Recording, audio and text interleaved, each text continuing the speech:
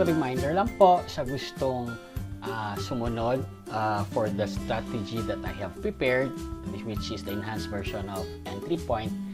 Meron po tayong 6 na confirmation. So, i-review ko lang po ito isa't isa para po maging uniform tayo dito. The importance of this is para hindi naman po kayo mahuli sa entry ng ating trade.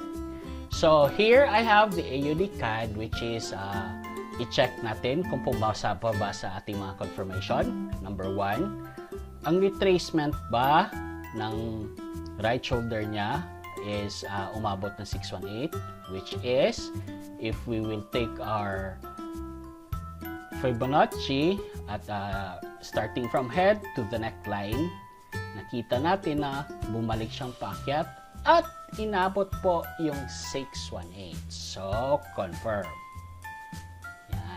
Number 2, meron na ba siyang rejection? For the rejection, gagamit po tayo ng market checker, which is meron na rin po video nito para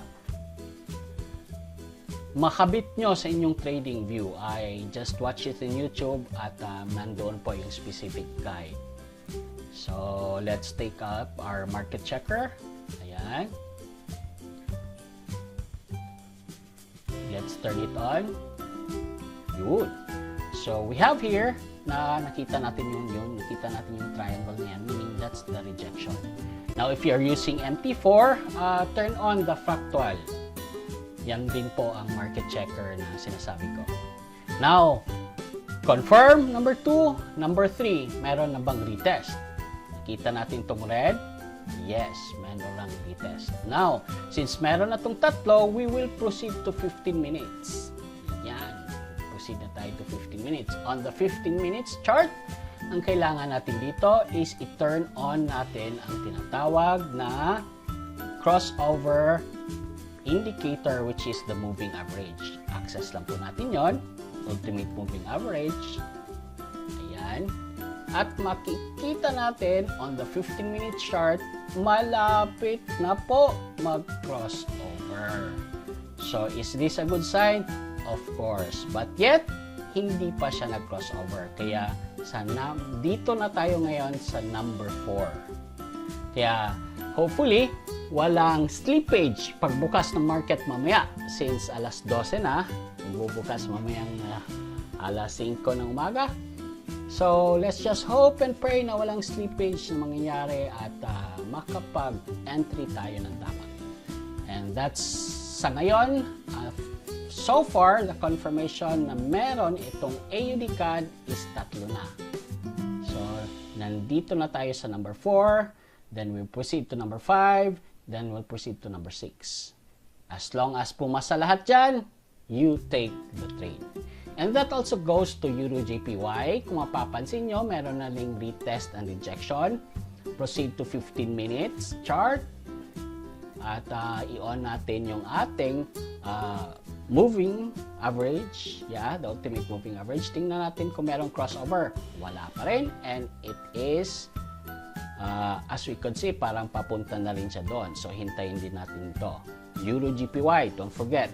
And the other one is the NZD CHF, which is detected by Sir Veli DA.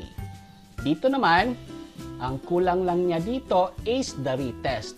Kasi kung i-on natin yung market checker natin, yes, we could see naglo-load pa. Ang bagal niya. Ayan. 1, 2. Oy, gising. Nangyari sa check. Ayun, lumabas din. So, ito na po. Lumabas na po yung rejection price. So, ibig sabihin, meron na tayong rejection. Ngayon, hihintayin natin yung number 3, which is the retest na nakikita naman natin wala pang lumalabas. However, ingat-ingat lang po kasi hindi pa pala siya pumasa sa number 1 confirmation natin. Tingnan nga natin, pumasa ba sa 618? Nako, hindi pa. So, this means we don't do the trade kasi kailangan talaga nating iabot dyan. or else we will not be consistent following the enhanced version of entry point, which is the 6 confirmations na kailangan dadaan doon. So, as I have said before, kailangan po talaga ng practice even sa pag-apply, even sa pag-follow nitong mga rules na to. Now, this is applicable po sa wala pa pong consistency regarding their trades. And sakaling gusto nyong makisabay nito, I really strongly advise na pag-aralan nyo rin para hindi kayo mahuli sa pag-entry. Maraming salamat po!